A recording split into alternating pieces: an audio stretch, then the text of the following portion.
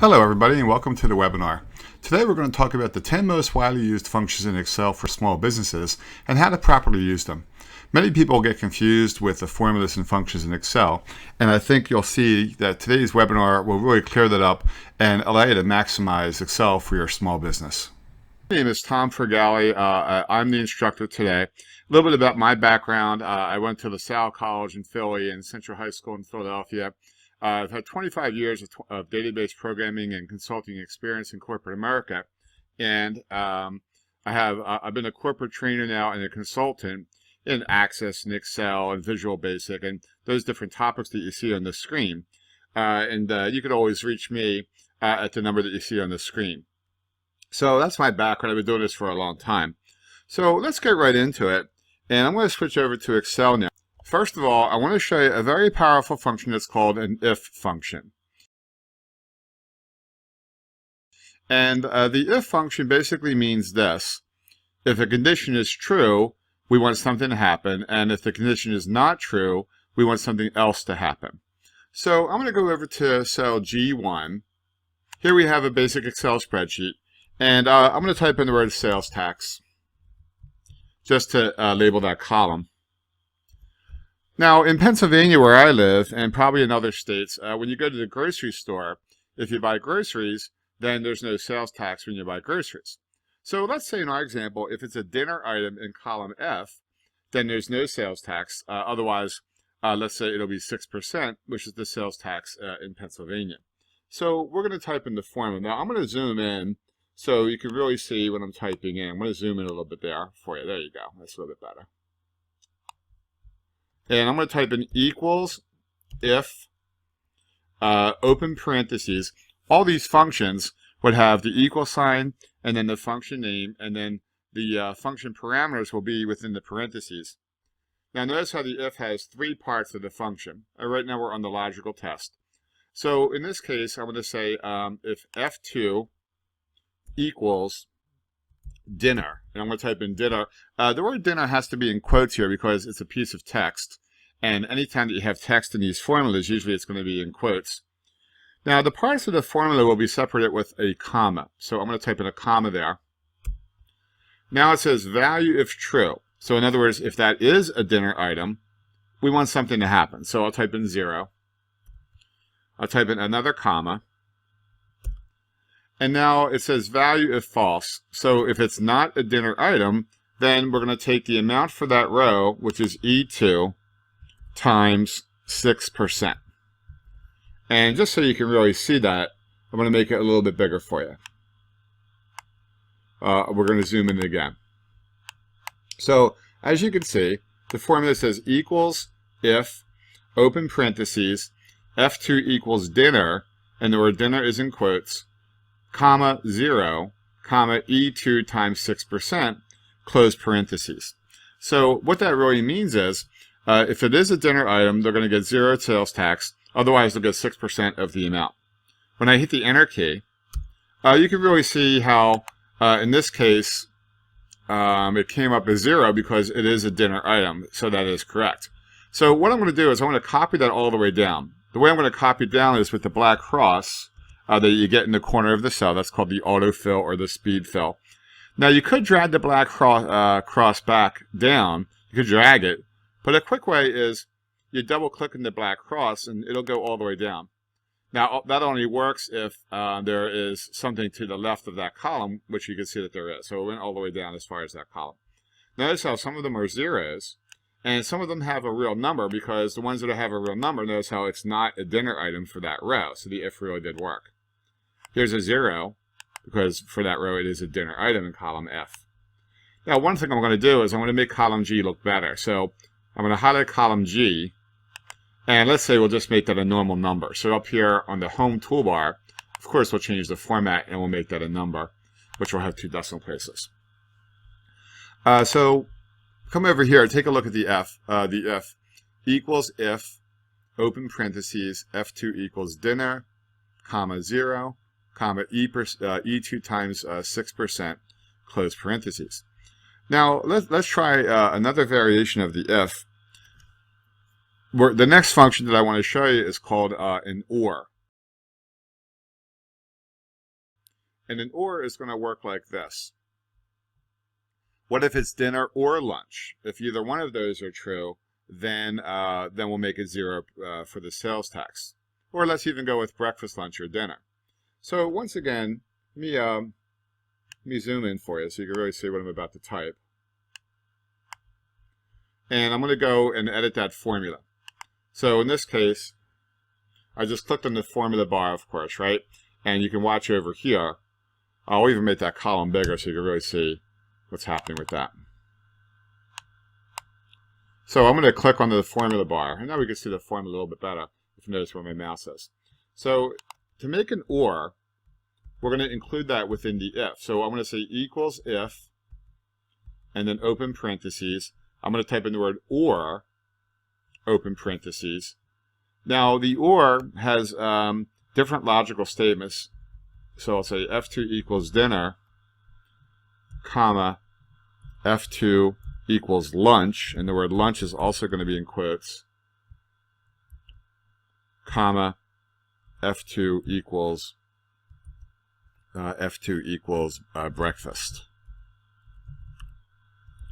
So all of those are part of the or, so I'm going to close the parentheses there. So look at the formula this time. Of course, when you type it in, it's just going to be in one big row, but because I have it zoomed in, it kind of wrapped to the second row here. It says equals if, open parentheses, or, open parentheses, F2 equals dinner, of course the word dinner is in quotes, comma, F2 equals lunch, and the word lunch is in quotes, comma, F2 equals breakfast, and the word breakfast is in quotes, because they're text, close parentheses, comma 0, comma E2 times 6%, close parentheses. So what this really means, everybody, is if it's either breakfast, lunch, or dinner, if it's either one of those, then they'll get 0 sales tax. Otherwise, it'll be 6% of the amount for that row. So the or is actually the condition part of the if. It's just another way you can do multiple conditions within your if. So take a look at that formula right there. I'm going to hit the Enter key. And you can also see it up, if we click back on this cell, we can also see it on the formula bar over here. If you need to pause that tape, then you can, if you need to pause the video, then the formula is right up there. So I'm going to go ahead and copy that all the way down. Now the ones that are going to change, let me scroll down. Here's some lunch items. Right now they have a number. But when I copy the formula down, those should no longer have a number. Those should be 0. So once again, I'm going to get the black cross in the corner to do a speed fill. And I'll double click that so it goes all the way down. And let's see if those are now 0. And you can see they are. See how the lunch items are now 0 because they're, with the or, if either one of those conditions is true, then the whole thing is true. All right? Now let's just make the if a little bit more complicated. Sometimes you have to go even further with your if. So we're going to say breakfast, lunch, and dinner are going to be 0. Everything else is going to be 6%. But let's say entertainment is 10%. So here's how I would do something like that. We're going to enhance the if even further. So I'm going to click on the first cell and go back to the formula bar. And now you can see the formula over here. So look what I'm going to do, everybody. After that 0, I'm going to have another if, open parentheses, F2 equals entertainment. And in this case, entertainment is also in quotes because it's a piece of text, comma, E2 times 10%, comma, E2 times 6%. Now, at the end of the whole thing, we'll have a closed parentheses. I need a second closed parentheses because of the second if. So now look at how complicated it's going to get. This is equals if, open parentheses, or, open parentheses, F2 equals dinner, of course dinner is in quotes, comma, F2 equals lunch, and the word lunch is in quotes, comma, F2 equals breakfast, and breakfast is in quotes, close parentheses. So that's actually all the or, comma 0, comma if, open parentheses, F2 equals entertainment, and entertainment is in quotes, comma, E2 times 10%, comma, E2 times 6%, close parentheses, close parentheses. So what all that means is, if it's either breakfast, lunch, or dinner, they're still going to get 0. If it's entertainment, they're going to get 10%, and everything else will get 6%. So that's actually what it really means. So the OR part is the true part of the first if, whereas a 0, the OR part is the condition of the first if, is what I meant to say. The 0 is the true part of the first if. The second if is actually the false part of the first if.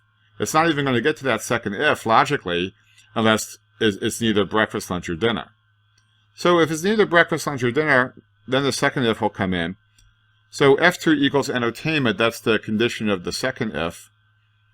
E2 times 10%, that's the true part of the second if. And E2 times 6%, that's the false part of the second if. But the second if by itself is the false part of the first if. So it can start to get kind of complicated. In previous versions of Excel, we can have up to 8 ifs. But now, in these versions of Excel, in the newer versions, you can have up to 64 ifs. Can you imagine that? But it does start to get complicated. Hopefully you're getting some insight of how to make your if statements. I'm going to hit the Enter key. Now, of course, I want to copy that down the column. So I'll get the black cross. The two that are going to change over here are going to be entertainment. Watch those numbers. They should go up. I'm going to get the black cross, double-click. And I did see that those numbers go up because now there should be 10% of the number in column E. And it looks like that's what happened. So there you have an if. And also we included an OR. And we also included what we call a nested if. Now, let me show you an example of an AND. An AND is going to be like the OR, except with an AND, all of the conditions have to be true, and for the whole thing to be true. So I'm going to say, is this a dinner that's over $30? So I wanted to see if they're dinner, and they also have to be over $30 at the same time. Now, when I do the AND this time, it's going to give us either a true or a false. Okay? So I'm going to say equals AND, open parentheses, F2 equals dinner, of course dinner is in quotes, comma, E2 is greater than 30. Now, just like the OR, the AND can have as many parts as you need. They're all separated by a comma. Except the difference here is, with the AND, all of them have to be true for the whole thing to be true. And with the OR, only one of the conditions has to be true for it to be true. So I'm going to hit the Enter key there. Now, it says it's a dinner item, but it's not over 30. So you can see it gave us a false there. But you can see that the equation for the AND. Let me copy that down. I'm going to copy it down with the black cross, of course. Now, we're going to scroll down and see if there's any ones that are true. I'm scrolling down. They're all false. I did see a true right there. Right there. So in this case, it's a dinner item in column F, and it's also more than $30 in column E. So that's why it says true there. Let's see if we have any other trues. A lot of falses. Here's another true. I just saw it.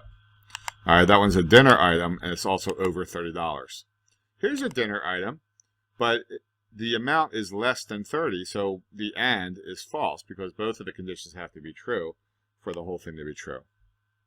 And that's what we call the AND statement. Take another look at it. All right, you can see how it says equals AND, open parentheses, F2 equals dinner, comma, E2 is greater than 30. So you can have more conditions than that. They would all be separated by a comma. With an AND, they all have to be true for the whole thing to be true. And with the OR, just one of those conditions have to be true for it to be true. So now we've talked about the if, and the AND, and the OR. So I'm going to go to a different spreadsheet right now so I can show you a Vlookup.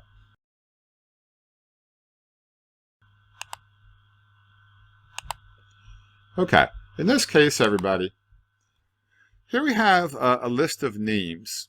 Let's call that the lookup table. Now, the lookup table could be on the same sheet, or it could be on a different sheet. All right, so Now, the premise here is I want to be able to type in a last name in cell C2 and have it look up the name, look at the last name in the lookup table, and then return for me the first name in the department and the extension and the date hired based on the Vlookup. So let me show you how we can use a Vlookup. So in this case, if I type in the word Baker, watch the second row, watch the first name of the second row. Notice how it just changed to Nancy, and Nancy is the first name for Baker. So let's see why that happened. It happened because of this formula up here that's called Vlookup. So let's take a closer look at it. And I have it zoomed in so you can see what's happening with that. By the way, it is called Vlookup because the table is vertical. It's going down the screen.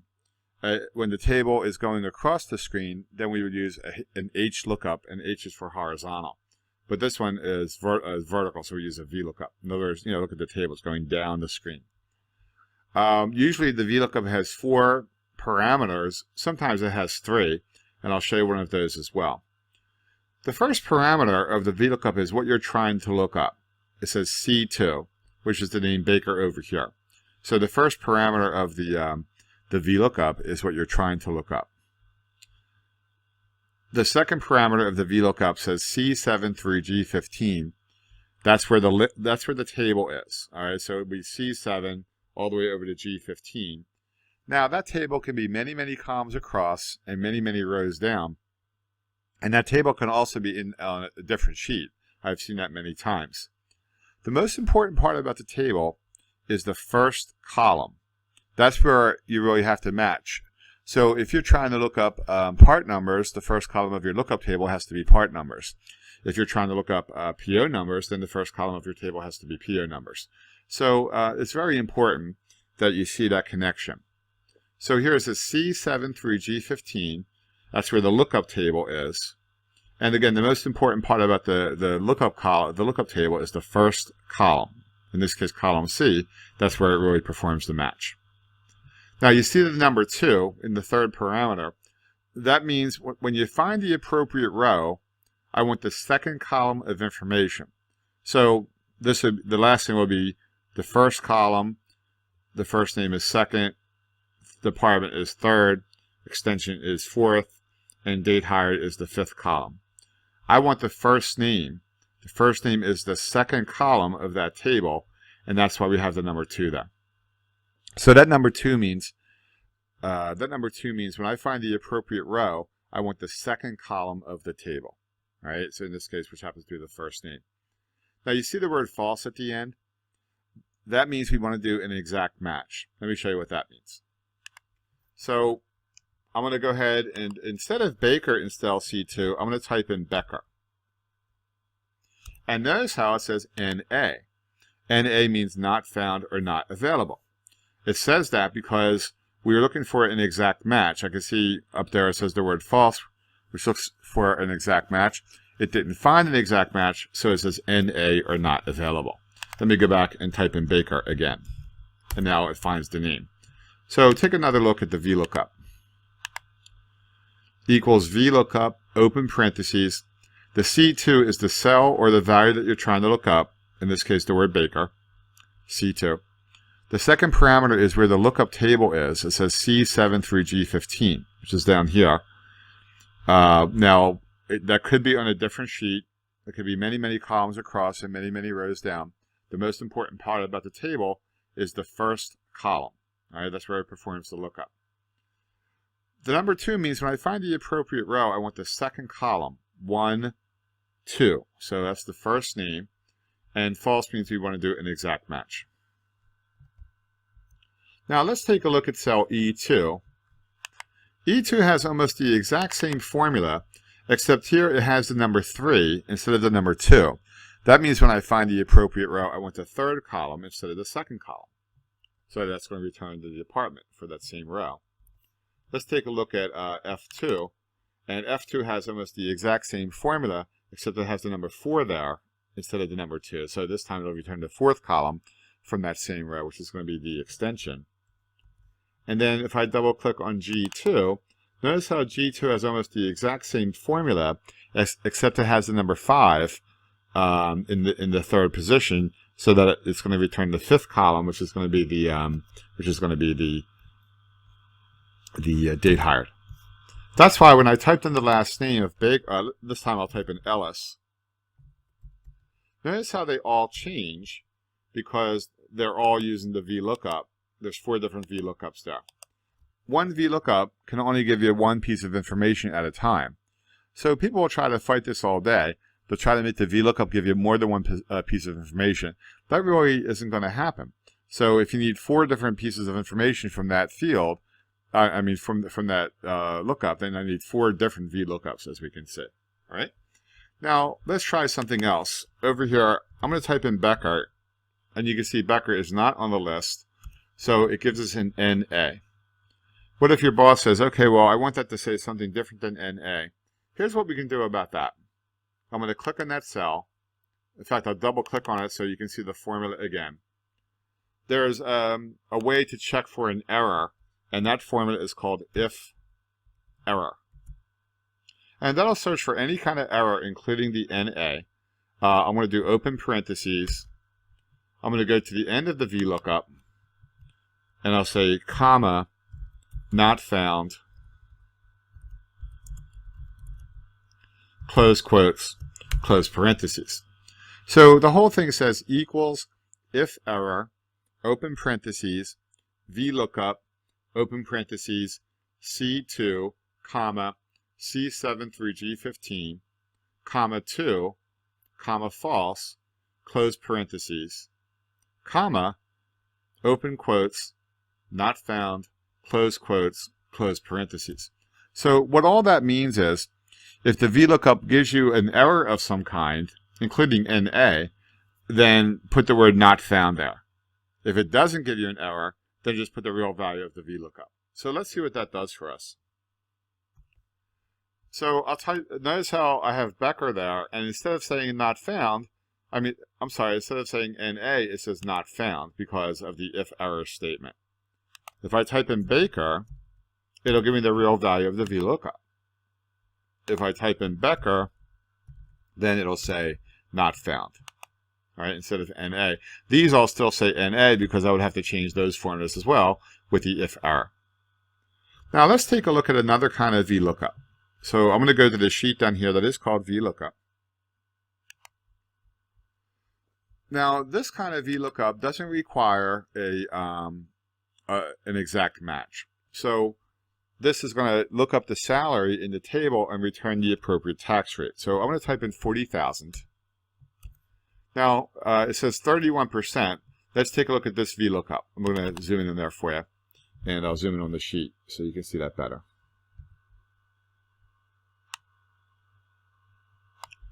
So let me double click on that. There you go.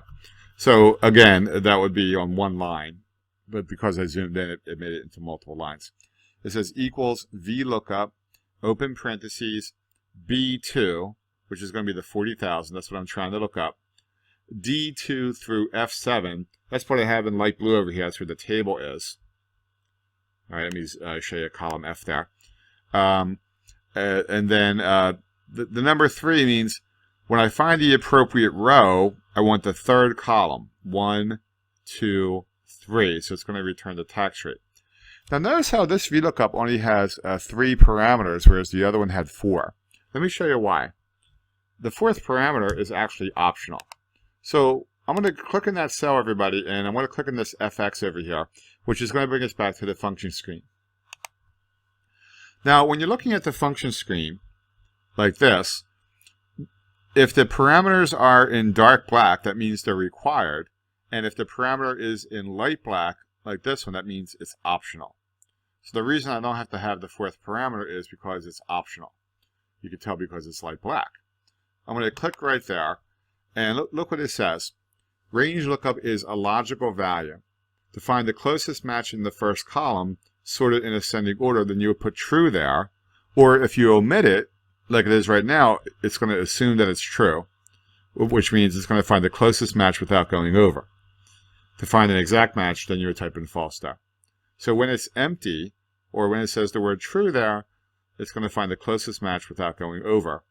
It is optional because that name right there is in light black instead of dark black. So I'll click on OK. So if you think about it, the closest one to the 40,000 is really the 27.3. Everything between 27.3 and 58.5 will give us the same tax rate of 31%. So this is a different kind of VLOOKUP that doesn't require an exact match. Let's type in 60,000 for the amount. And now it says 36%. The closest one without going over the 60,000 is really the 58.5.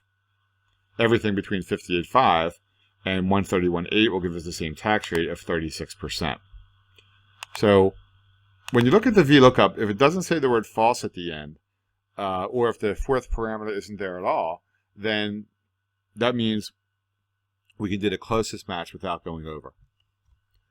Now let me show you an example of an Hlookup. H is really horizontal. That's what the H means. Let me make this larger for you with the sheet. All right, that'll be better. Now notice how the lookup table is actually horizontal. The names are on the left side and it's going across, so therefore we'll use an Hlookup. So I'll type in 40,000 here. And then here's the Hlookup. Let me double click on that cell so you can see it.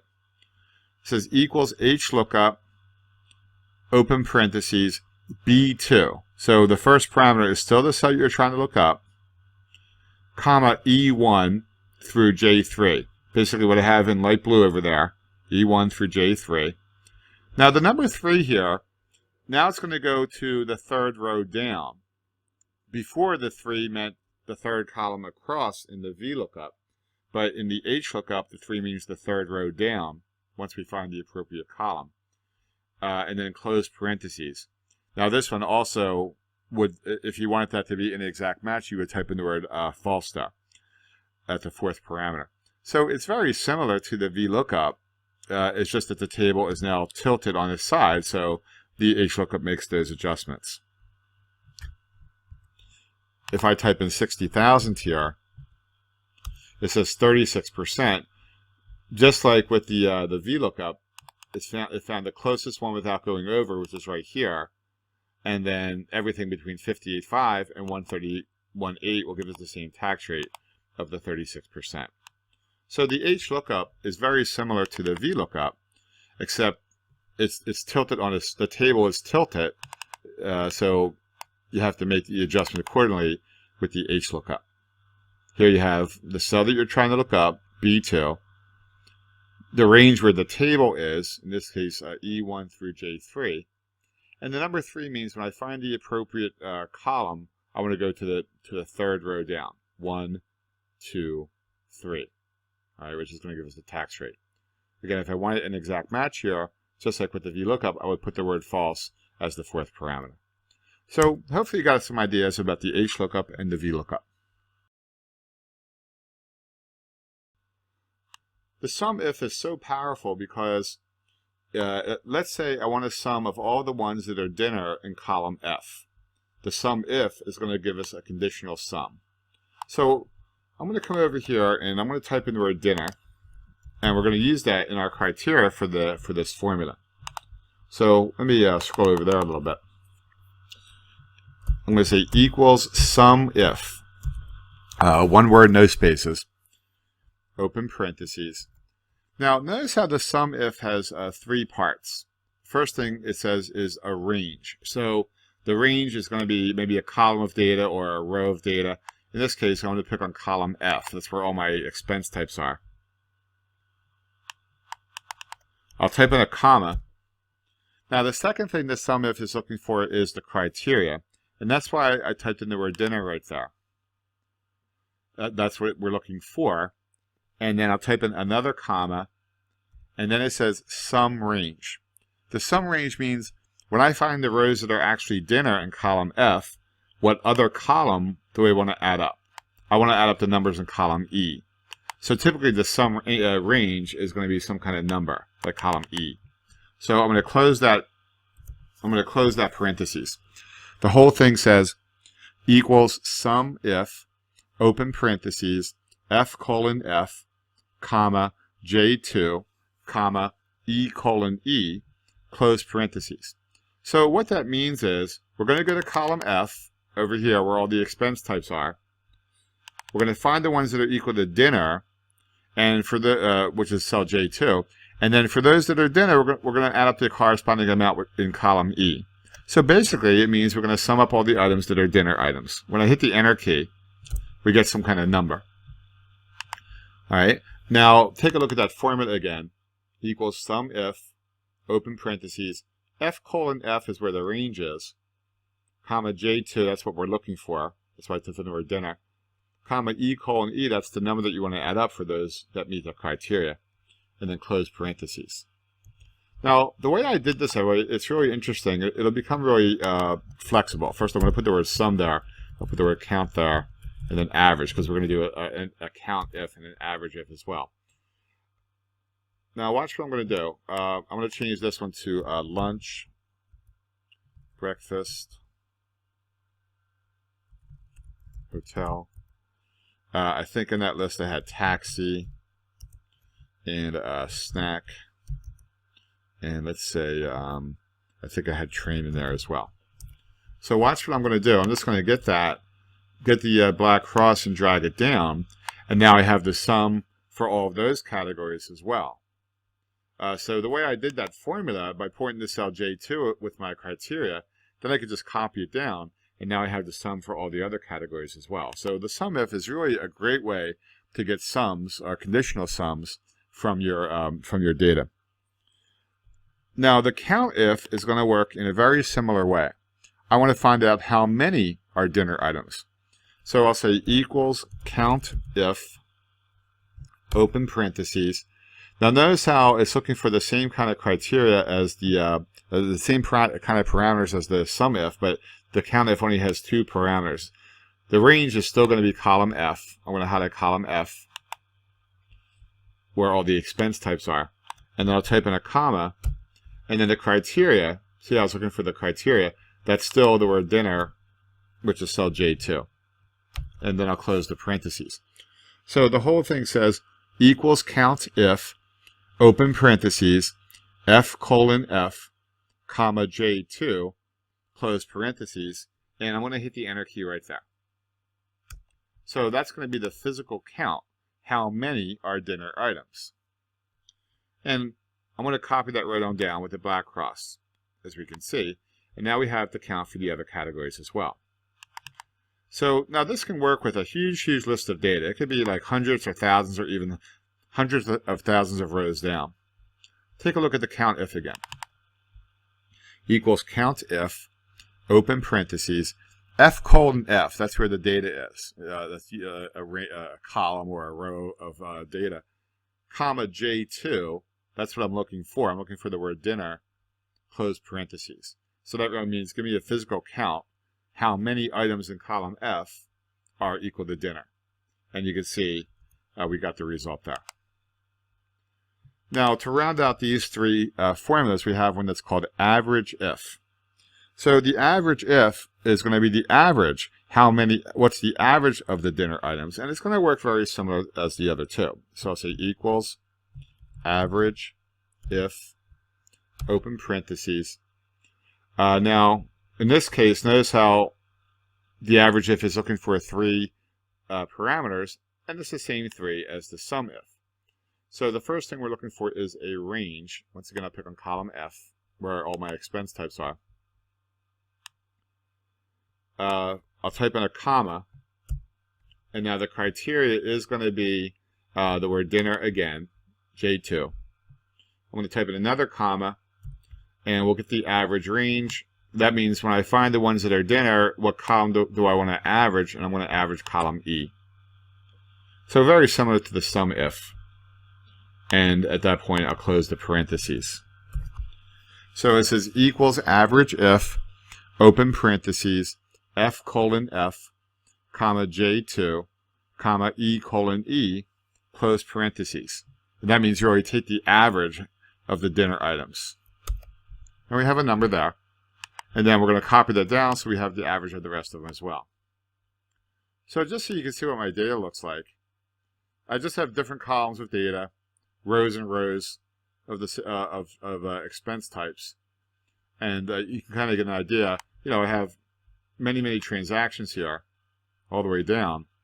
And now you can see with the Sumif and the Countif and the Averageif, I can get, what's the sum of the dinner items, what's the count with Countif, and the average with Averageif.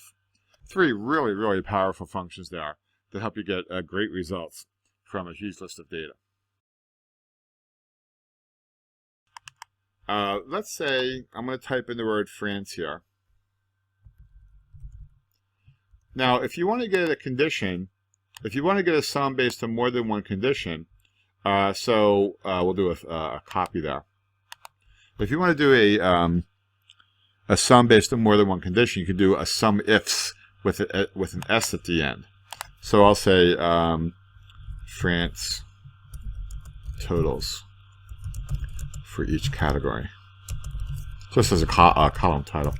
Now let me show you the Sumifs as a bonus here. So I'll say equals Sumifs with an S at the end, open parentheses. Now here, the first thing it's looking for, everybody, is the sum range. In other words, what do you want to sum up? I want to sum up column E. So the order of them is now going to be different because we're in the Sumifs. I'll type in a comma. Now it's looking for the first criteria range. The first criteria range is still column E. Column F, where the expense types are. Then we'll type in another comma. And the first criteria is still the word dinner. The whole point of the Sumifs is so we can do more than one criteria. You could have as many as you wanted to, really. So I'll type in another comma. Now it's looking for the second criteria range. The second criteria range is where the countries are, which is column B. And then I'll type in another comma. And the second criteria is the word France in cell N2. Now you could keep on going with more criteria just by adding more commas there, but this will make the point that I'm trying to make. So I'll close the parentheses. This time the formula says equals Sumifs, open parentheses, E colon E, comma, F colon F, comma, J2, comma, B colon B, comma, N2, close parentheses. So I'm going to hit the enter key there. Now, so this number is this, they have to be France and dinner at the same time, you see. This sum over here is all of the dinner items, but this one over here is where they're dinner and France at the same time. And notice how the Sumifs allows you to do multiple conditions. There's an S at the end of the Sumif. I'm going to copy that right on down, and then we'll see the France totals for the other categories. These actually are 0 because there must not be any taxi items that were also France at the same time. There must not be any train items that were also France at the same time, so those are 0. Now, you should also know that there's Sumifs, and there's Countifs, and there's also Averageifs. So you can always look those up in your help screens.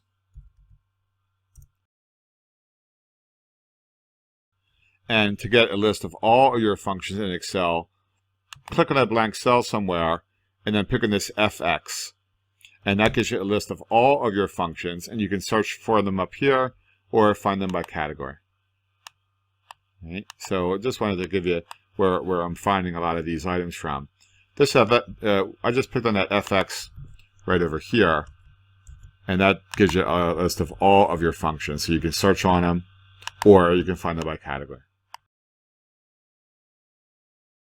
So let me go to sheet 2 over here, and or sheet 3, and I'll make this a little bit larger for you. So let me make my sheet larger so you can see what's going on. Now, when I'm recording this, it's actually May 2nd. So I'm going to type in 1/1/2015, which is really January 1st of 2015, and I'll type in 5/2/2015, which is today's date. Current date. If I want to see how many days are between those two dates, I can just subtract one date from another date. So I want to say equals today's date, which is cell D2, minus January 1st, which is D1. So it says equals D2 minus D1.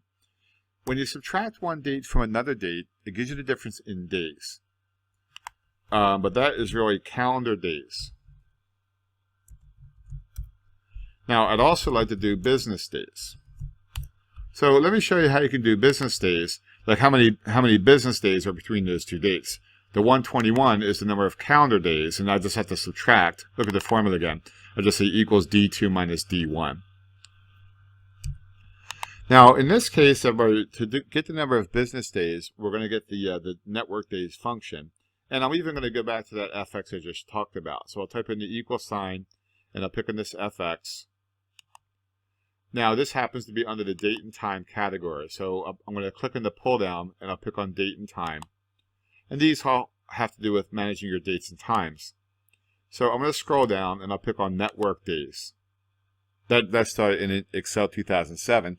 So if you have either Excel 2007 or 10 or 13, all of the functions that I did in the demonstration today will be available in those versions. So I'll pick on network days, and I'll click on OK. And now here we are in the function argument screen. Now remember what I said a short time ago.